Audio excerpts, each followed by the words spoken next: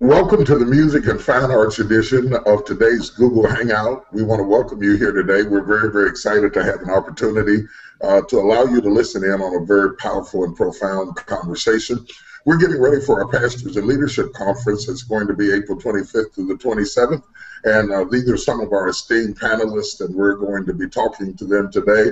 Not shown here is John Maxwell, who's going to be joining us. My wife, Sarita Jakes, Dr. Steve Perry, Alvin Brown, Dr. Walter Scott, Pastor John Jenkins, Bishop Joby Brady, and just on and on and on. It's absolutely incredible. We're excited about it. But today, we have a unique opportunity, not just to talk to the preachers, but to talk to some of those who undergird ministry and who understand music and fine arts and their significance in a contemporary church today. Joining us is Rodney Jerkins, Dexter Jakes, Marcus Dawson, and also Mickey Costello is joining us as well. And we're going to have a very provocative conversation. I want to welcome each and every one of you to this Google chat. Thank you. Great to be here. Glad to be here. Thank you. You know, when we start talking about music and fine arts, and today, Mickey, there is a very profound opportunity, not just for preachers and for singers, but for people who really want to study and understand dance and to worship God in a dance. Tell us how you got started in that pursuit. Bishop, I've been teaching dance now for about 25 years, and the last 10 years have absolutely blown my mind of how dance has evolved in television and just really coming to the forefront of all these reality shows concerning dance. But 25 years ago, that wasn't the case. Dance was not heard of in church. As a matter of fact, I heard it preached against back in the 80s, that if you danced in church, it was wrong. But God has really used that gift as an instrument to preach the gospel in creative ways. And we have to stay current. We have to stay fresh and evolve as the times are evolving in dance. As a choreographer, you have put together many dance presentations for us that help to glorify God. How hard is it to bring about that unity? And what I really like is that you use all modalities of dance to project the gospel. Talk about some of those modalities and how you bring that choreography together. Okay. I think we have to be really careful that when we do take the platform and whatever area our gift is, not to be boring in what we do, not to present the same type of movements, just a different song, or the same type of movements, just a different garment. We have to go beyond what we are comfortable with, and we have to be willing to stretch ourselves and to become educated in dance and take dance classes, get some dance training, bring instructors to you that can teach you what you want to present. And I think we've done just that here. We really strive not to be in a box. I don't want to just stay lyrical. I want to stay modern. I want to stay contemporary. I want to be African. I want to be hip-hop. I want to be everything that maybe pushes me out of my comfort zone. And we bring those instructors here to teach us with excellent skill and precision. And we study that training for weeks and weeks and weeks before we actually began to put choreography with it. So we actually know the difference in what is ballet versus what is modern, what is hip-hop versus what is step. And there is a difference. And when we present it, we have to sit in it. We have to meditate upon the song and understand, what is this verse saying? A lot of times dancers will get stuck just moving their arms and not really realizing we can make that more effective if we bring forth creative garments, creative makeup, fabrics to just ripple and flow across the platform to really express how the blood flowed down and changed our lives. So we bring the crimson red fabrics out and actually make it visual, a visual presentation, so that people understand what we're saying. And we're not just standing in one spot moving. That's a powerful thing. I mean, our church has certainly reaped the benefit from your tutelage, but also people from around the country come to your workshops and sessions so that they can carry it back to their church as well. Rodney, we're excited to have you here today. What can I say about you? You produce for everybody from Michael Jackson to Whitney Houston to Justin Bieber, Britney Spears, Mary Yolanda Adams, and you're a PK, so you understand all the various facets of music. Yes, sir. Yes, sir. I'm glad to be here, and I'm glad to lend some of my know-how, my ability to help others, with reaching their goals.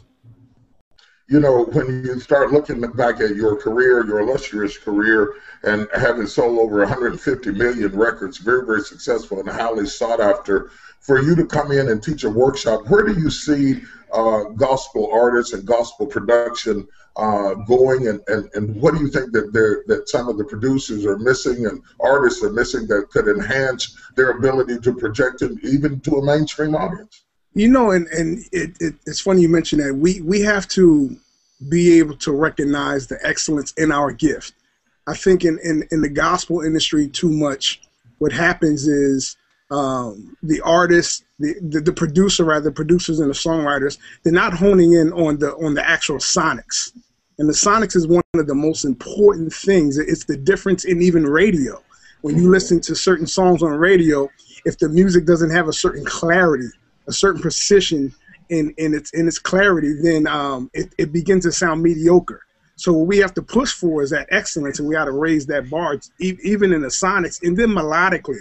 I think right now there's something going on right now where gospel music is on the verge to becoming more mainstream, but we have to take it serious and present it on a certain level. Just like in the movie industry, when you make certain movies, it has to have certain type of actors and actresses to help make it become such a great product. And we have to take that same seriousness even when we're making music. It's the same. To get that result, we have to take it real serious. You know, there are people who have given so many years of their life to preparation and training. My own son is joining us, Dexter Jakes, who chose to go to a music school that really focused even as far back as high school. Dexter, talk a little bit about what your aspirations are and what you think as a younger person, 18 years old, about music and what it means to you as an individual. Well, I'll start off really with what music really means to me, because it's what's going to drive me the most. My overall love for music is what drives me right now. Right now I produce music and I play piano, and I'm using my piano gift to help me with production. Overall, music is just a way for me to express myself, and I believe art is just like that. It's just a way for you to express yourself, and I choose to do that through my music. And when other people are impacted by it, it's just a plus by it, you know. I just do it because I love it. Rodney, you just met the president of your fan club. I can't wait to meet him personally in person, because I'm sure he has a great gift, and I could probably help him even take that gift to another level. You know, that's what's really great.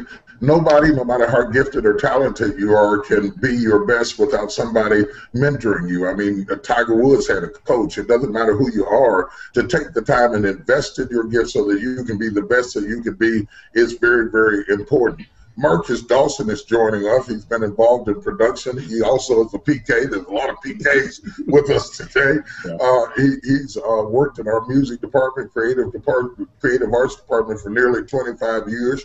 Well, Marcus, what do you think about the trends in music today, and how much artists and worship leaders and recording artists need to take time from just taking gigs, so to speak, really to find out about the business and the art and the importance of music? I think it speaks to being able to see or at least anticipate what you want as it relates to your career ending. And when you talk about the business of it, a lot of times artists, they spend so much time on the road, so much time running around, that they don't take time to look at copyright, to look at publishing, you know, to look at the administrative areas that also you're responsible for when you have a gift. And it speaks to stewardship. And that's something that I'm excited about, because we'll cover that in detail at the Pastors and Leaders Conference this year. I mean, we've got Rodney that'll be talking about production. We'll cover everything from publishing to contracts. You know, what is a good contract? You know, should you self-publish at this point, or should you connect with another publishing company to help take your work even further? So I'm excited, sir. But I think to answer your question, you have to really look at your gift and look down the road to see where you want that to end up. And you have to take those proper steps. I'm an administrative person. I love the paperwork. I've played for you for many years playing the organ, but I love the administrative side of the business. And so I'm excited about sharing that. You know, in case you're just joining us, you have joined into the Music and Fine Arts edition of today's Google Chat.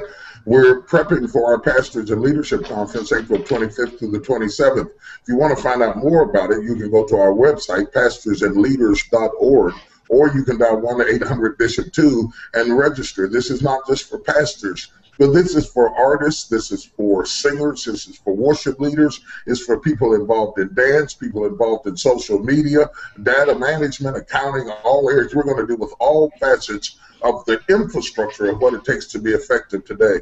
Rodney, there are so many people that have aspirations, but they can't get it off the ground. Every time I turn around on my Twitter page, somebody's sending me a link to something that they're producing and they can't get it off the ground. Whether they are combining music to videos, music videos, soundtracks for movies, or whether they're just writing worship songs. It seems like in the social media age, it ought to be easier to get things off the ground than it used to be. How much has social media affected the process of music, and what do they need to understand in order to take it to the next level?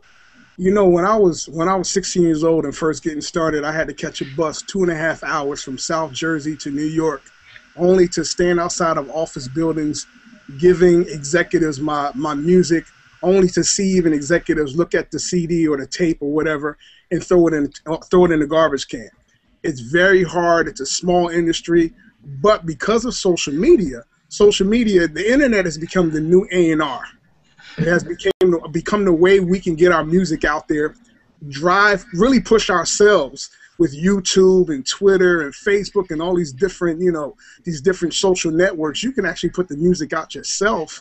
And what's interesting is that you can get discovered much quickly this way, because people like myself and people that work for me, we're online all the time trying to discover new talent, and it's really the new A&R. So I'm all for social networking and the social media aspect of trying to get yourself out there. It's very, very important that you do get that exposure and get those opportunities to get your voice out there and get it heard correctly, and then produce a kind of project that when it is heard, it leaves a very positive impression. Sometimes people are disseminating music that doesn't really rise to the quality that is necessary to be respected on the level that they want to be respected on. That's why I believe that God gives you a gift, but what you do with that gift is your gift back to God. Absolutely. When you get those opportunities then to refine your skills and increase your ability, I think it really takes it to the next level. I also want you all to be comfortable enough, if you have a question that you want to ask Rodney or you want to direct to Marcus or Dexter or anybody, just jump right in and chime in on this process. Marcus, you and I were talking the other day about one of the unique things that we do at the Potter's House that we're going to be teaching on is bundling gifts. Can you talk a little bit about that? Absolutely, sir. I think as we were talking the other day, we were just talking about the opportunities that we have in worship. And I think we are, in this day and age, it used to be very simple where the worship experience could be very traditional and you could get away with it. But now it has to be engaging. We have to work constantly to enhance that experience to make sure that we're cutting edge. To be quite frank, with the internet and with, as Rodney was talking about, YouTube and Twitter and all of these different models, I mean, people have too many options now. So when they walk into your house of worship, it needs to be so engaging that they feel like they've had a holistic experience. And so as you talk about bundling, we were just talking about how a lot of what we do here at the Potter's House starts with a conversation between you and I. Mm-hmm. And it'll start off with just an idea that you may have. In particular, we are right at Easter now. And I remember a few years ago, you gave me an idea about doing something with Joseph, telling the story from Joseph's perspective. Well, we had the conversation. I came back. I talked to Mickey. I talked to Jamar. I talked to everybody that works in different departments, from our technical people, from our sound guys, from our lighting guys, and from all of our writers. And we came together to figure out how we could tell that message corporately as opposed to individually, where instead of Mickey doing a dance for Easter, independent of Jamar and the praise team, we brought those things together. So bundling is important. I think we're able to have a much greater impact when we work together. So what you're talking about is worship leaders, choir directors, everybody, television, lighting, sound. Directors, absolutely, everybody. You've got the band, you've got the praise team, you've got script writers. We've gone as far as to use painters inside of worship, where we had a guy come in and do a speed painting in the middle of a worship set. The canvas comes down from the ceiling. He paints in the middle of a song. He's got 1 minute and 15 seconds to make that painting happen. At the end of that moment, the praise team comes in, and so we're able to tell in 10 minutes collectively what it would take us to tell, maybe 2 or 3 hours if everybody worked individually. So bundling is very important as it relates to having an effective worship service. Incidentally, Mickey looks like she's about to jump in. If you want to get yeah, I see you sitting on the edge of your seat. If you want to get a sample of some of this great work that we do when we bundle our projects, you can go to tdjakes.org and download a sample of some of our Easter productions and some of the work that we've done and see some of the choreography that Mickey has done and Marcus and our entire creative arts department has done. Mickey, jump right in. Okay, I was reminded of last year, I think it was for Women There at Loosed, when you wanted us to all come together and focus on the theme facing forward. And we were throwing around different ideas about choreography and dancing with masks on our faces or on the back of our heads. And what I loved about that piece so much is that we weren't afraid to jump in and use different styles and types of music, because it was so cutting edge and it was so captivating that it truly told the story from the song that went before it to the dance piece to what you preached. It all fit together, and it told the bigger story and the bigger picture about how we need to face forward. And the sermon that you preached that night, Bishop, it was phenomenal. Whereas if it just stood alone, people might not have understood it. They might not have got it. But because we had the voiceovers and because we had the music and the choreography and everything just fit hand in glove, it was absolutely phenomenal. Yeah. You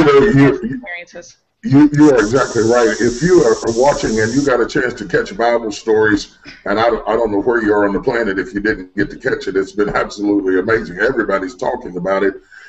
Just think this broke all records for television shows. Reaching over 29 million people and still climbing, going crazy. There is no one preacher that could get up there and preach for an hour for 6 weeks and captivate 29 million people. But when you take the visual arts and the dance and the music and the production and you put it all together, you reach a much wider audience. As a pastor, I have learned to support the creative arts department and send them to get the training that they need. Doesn't take anything away from preaching. But as I said, I don't care how well you preach, you're not going to get 29 million viewers like Bible Stories did when they take what we preach every Sunday and took all of these fine people and put them together and bundled those gifts. It cost an entirely different direction. Yeah, sir, I wanted to just jump in and add to that. Also, it becomes very engaging for people that may be in your congregation who may not sing, who may not play the organ or who may not preach. It still lends a platform for them to use their gifts inside the church. That now using those gifts inside the church are very, very important. The attrition rate of people who join the church and get involved in the church are far less likely to leave the church rather than just spectators. And I think because so many churches have such a narrow window through which they can become involved. If you're not a preacher, if you're not a singer, you can't be involved. My son Dexter sings. He doesn't want people to know that, but he can sing. Keep it quiet. He does sing. He does other things, but he likes to work behind the scenes. Yeah. How important is it for you, Dexter, to feel like you can still give your gift to God without necessarily being on stage? I feel like production allows me to do that because I can work with so many different people, and especially if I have a diverse sound, then I can work with several different people and not just use my gift, on this type of music, because I listen to all kinds of music, so of course I'm attracted to, different genres, but I can still magnify God. And I believe that it's really what's inside of me that really matters. I'm going to glorify God through all my ways, and it's what I do with the person in the studio. And, I want them to see God through me. I want to be an instrument, and that's no matter, what sound I'm producing, I want them to be able to see that through me. Mm-hmm. Ronnie, that's how you have been able to reach as many people as you have. Talk a little bit about your philosophy and career. And I heard a story. I don't know if this is true. I don't want to put you on blast out here. But I heard you and your dad used to work with Michael Jackson. You used to arrive in the studio earlier and just pray for him and pray for his life. How important has your faith been as you've had an opportunity to touch people that say somebody like me behind the pulpit may not ever get to touch? It's actually how it started for me. When I was 14 years old, I had a dream. That I would be working. In my dream, it was Elvis Presley and Michael Jackson and James Brown, and I couldn't understand the dream, and I was preaching to them in my dream, and I asked my father what that meant. He said he believes that God is going to put me before those type of men, and I would be able to witness to them. So once my professional career started at a young age, I found myself in the studio with likes of people like Michael Jackson, Mason Bethel, who got saved through me. I prayed. We prayed. We used to bless the walls with oil, anoint the walls with oil before our sessions would start. And I never forget a short story. Michael Jackson came into our building one time, and he said, I sense a spirit in this building. I sense a sweet spirit in this building. And I said, that's because we just anointed the wall. He said, well, will you pray for me? And you know, I never try to put it out there so much. I let God do the talking to me. If I hear him say, you know, like with Mace, what God just said now, right now, and we were in a session. I mean, I'm work for hire at that point. But yet I felt I needed to share my faith with him. And then, you know, minutes later, he was actually crying in the booth. And I feel like God has put me before men, like you said, Bishop, that, you know, certain people may not be able to get to. And so I have a responsibility to share Christ with those people. You know, so many Christians today want to remain totally detached from secular people. But if, in fact, the church is the salt of the earth, we can't stay in the salt shaker and really touch people's lives. You have to be able to get out there and interact with people and show love and kindness and be able to connect with them, and then wait for those opportunities to come by where you can show your faith. If you're just joining us, we're talking about this great event that's going to be going on April 25th through the 27th, Pastors and Leadership Conference. You say, well, I don't see a bunch of pastors on here. That's because these are the people who undergird the ministries. They are the Aarons and Hur that lift up the arms of great pastors. There's so many pastors out there who have great vision and, frankly, great preaching ability, but they're unable to reach the hope of their calling because the people up under them are not trained or given an opportunity to undergird those sermons with dance, with drama, with music, with lighting, with technology, with television, with streaming over the internet. They're not taking advantage of all the opportunities before them. They may be very good men, but you could be a mailman and still delivering on a horse and buggy. You're still delivering mail, but you need to update so that you can keep up with the times. And that's exactly what our Pastors and Leadership Conference is all about.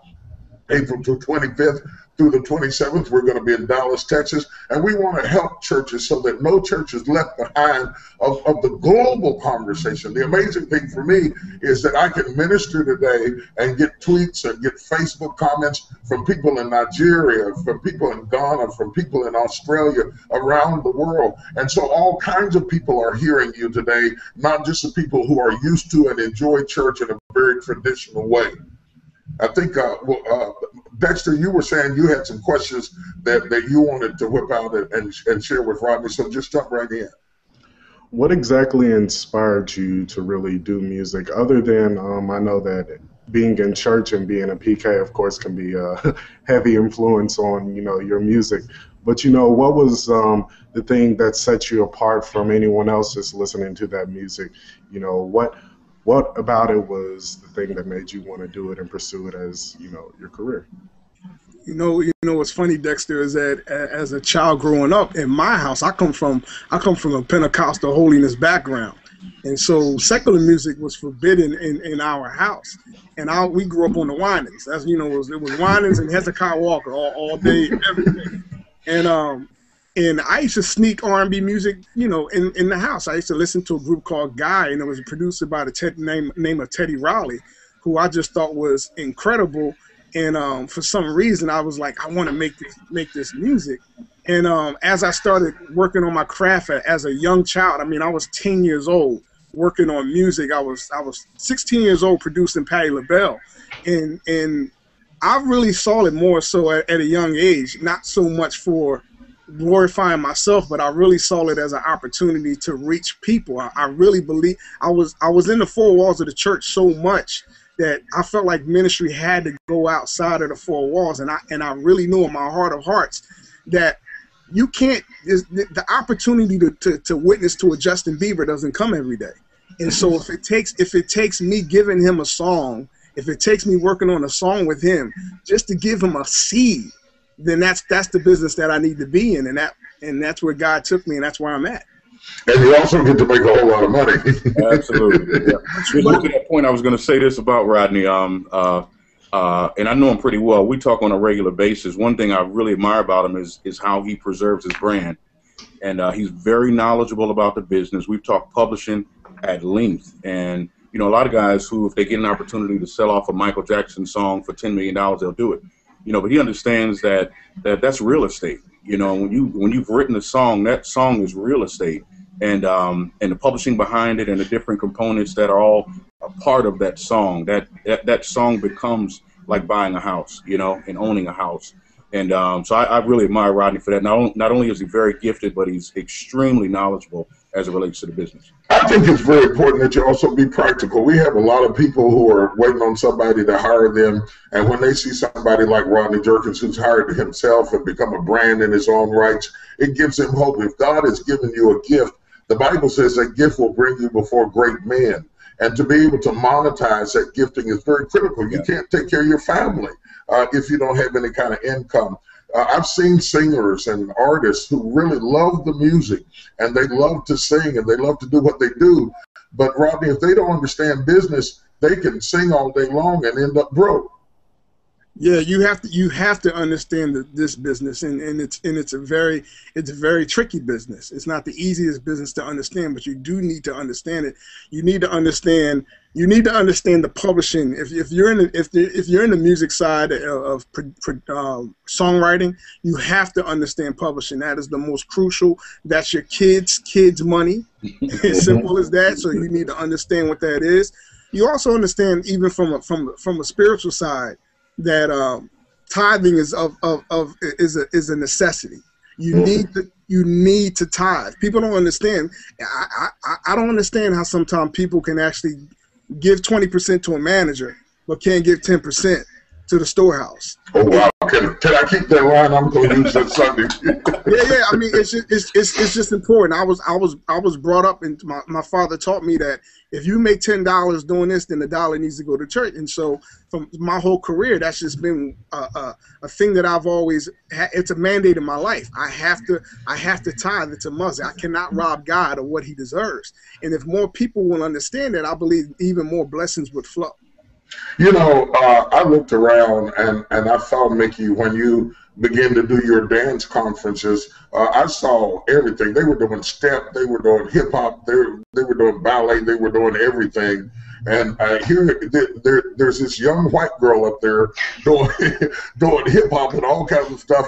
How important is it today for us to break out of stereotypes and break away from molds and bring all cultural influences together so that people can see that our God is broader than just one culture?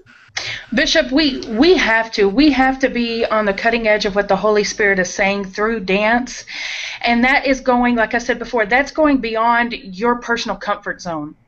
I was a cheerleader all my life, so my style of dance comes forth very militant and very precise. And so when I actually had to take some ballet classes, you know, I was shocked. But we have to be on the cutting edge of what the people want, what the people are speaking. And when I began to incorporate that into my choreography and got out of Mickey's comfort zone of what I could get on the stage and do, and realized this goes beyond me, that this is a tool that preaches the gospel, and I want to reach, you know, with my vocabulary, I want to reach the ballerinas. I want to reach the hip-hop dancers. I want to reach the steppers. I want to reach the contemporary dancers. And the only way to do that is to present it, but to present it with excellence, with skill and precision.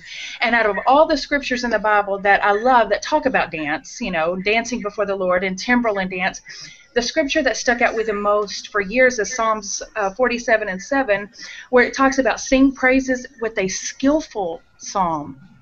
And I sat on that scripture and realized we have to continue to educate ourselves and to get training and to become skillful in the gift that God has given us. And that means taking dance classes, or like I said, bringing instructors in, because I want to speak to the congregation. I don't want them to be bored. And if we are the salt of the earth, I want to spice it up. I want to add flavor, you know. You do spice it up. How many people have you had on the stage dancing at one time? Because at one time I thought you almost had the whole church dancing. They were coming from everywhere all over our church. It was absolutely amazing. I think at one time, one of our dance conferences, we pushed 550 dancers.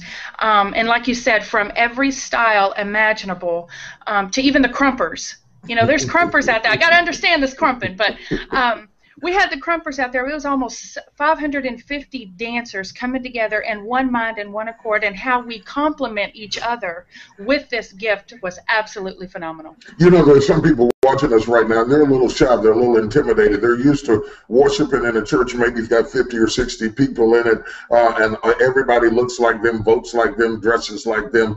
And as you begin to challenge them and as you begin to train them, there is no person too young or too old not to have an opportunity. If they have a passion for dance, do you really believe you can help them? Absolutely. And I think it boils down to just that. It is about passion. God is wanting to use people that are passionate and creative. Bishop, I would rather work with people that just get out there and give it all, and we can kind of train them and say, okay, tone this down or use this, than people that just sit on their hips all day long and we have to continue to push them and put a fire under them. Get out there, baby. Use your gift. Do what God has called you to do. Go big or go home. You know, we have to do it big, and we have to do it with all that is within us, and He will bless that. God will bless that. If you have any aspirations to dance, you need to be in this class.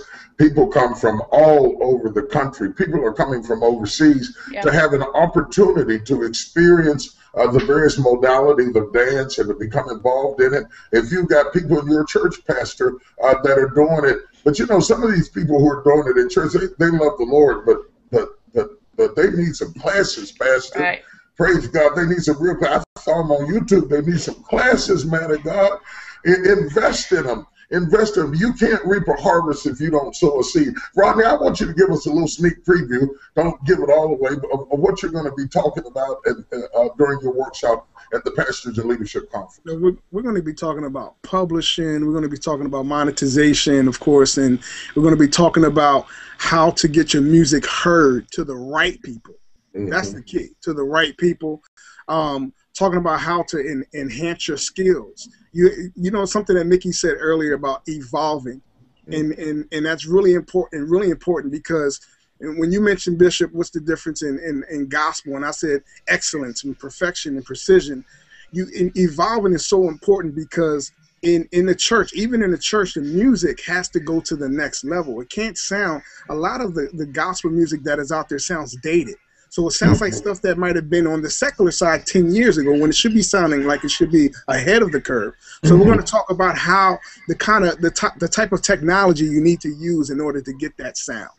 This is so very important in a corporate sense. When you have a CEO, the CEO actually is a visionary, and one of the responsibilities is for the visionary to envision things, but not to facilitate them.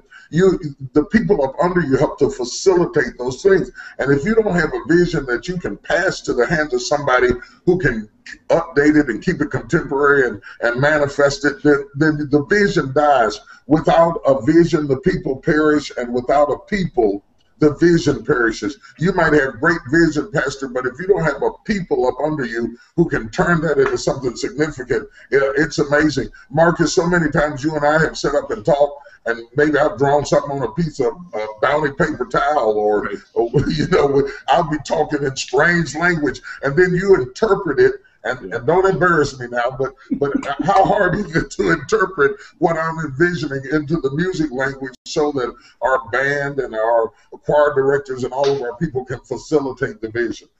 Yeah, well, this speaks actually to the seminar that I'm doing, sir, which is themed the relationship between the pastor and the musician. And part of that is just in me respecting you and getting to know you as a leader, where you shouldn't have to give me all the details every time. I mean, if I've seen you walk in a room and do 1, 2, 3, 4, 5, I should be able to walk in that room and articulate those 5 points, whether you're in that room or not. And so that's one of the things that I love. I mean, you know, one thing that you described early on was, you know, a great musician should be one that provides a canvas on which you paint. And absolutely, across the board, I mean, from not just you giving me direction as it relates to engaging the rest of the team, but every night you mount the platform to preach. I mean, it's the same thing. It's the same model. And I carry that very careful. I mean, I want to make sure that if you give an assignment, that we run with it exactly like you expected it. And that, to me, is the greatest gift. It's a gift. It's a gift to the church.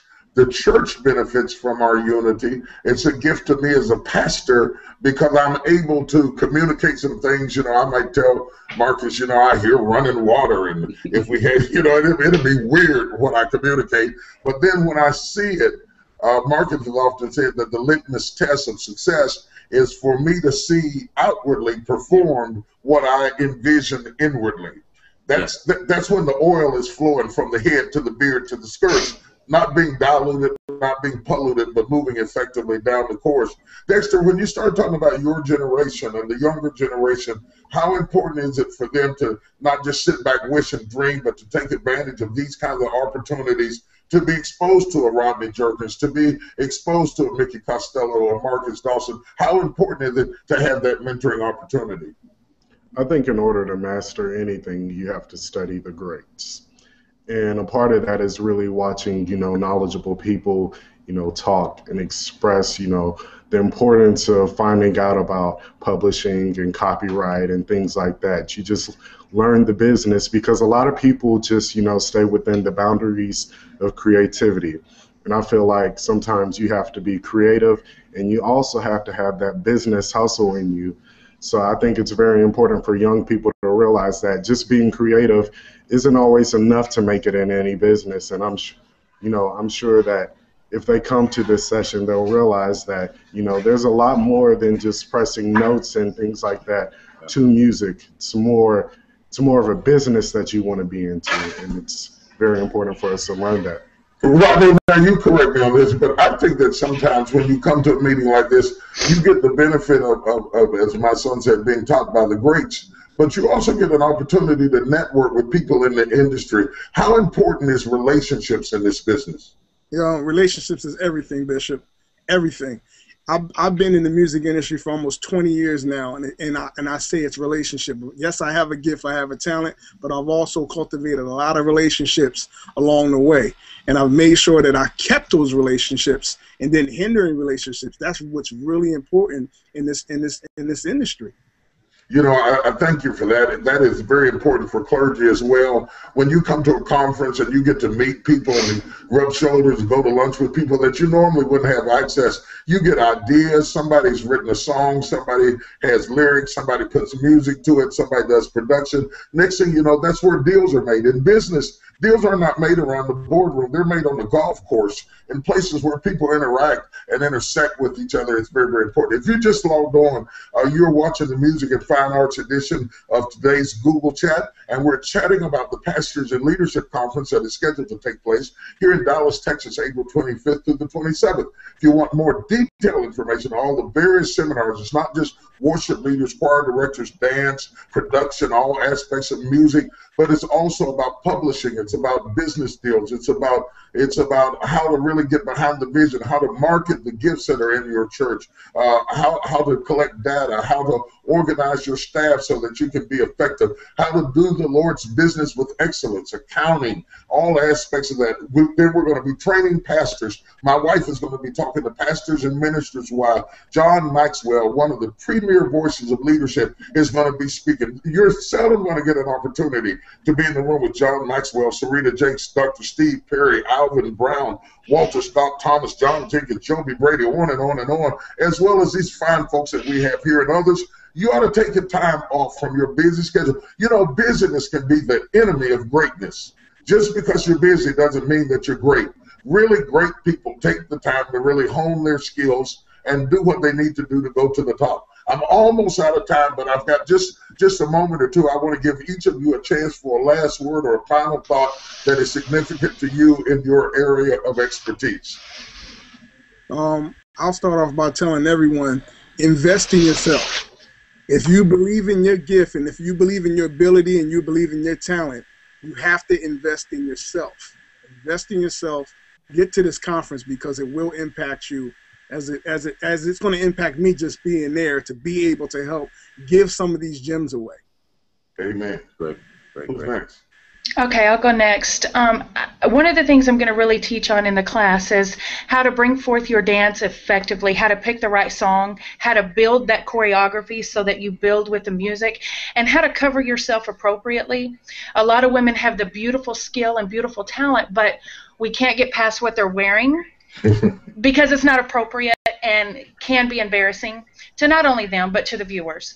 So we want to talk about garments and makeup and just how to keep it on the cutting edge of creativity, Bishop, how to really push it forward and allow the dance to build and enhance the preaching of the word that's coming, which is the seed, and the seed needs to be planted on ground that's been made ready by what we do before you take the pulpit, how to prepare the hearts of the people. Absolutely. Yeah. Well, for me, Bishop, for years we get tons of requests for the music department to do a conference or to do a seminar, workshop, or something like that. So what we've tried to do is present all of those pieces that people have asked us for, plus things that we know they would need to know inside of the Pastors and Leadership Conference. So you're getting exactly what you asked for when you come to this Pastors and Leaders Conference. We'll be there. Okay. Dexter.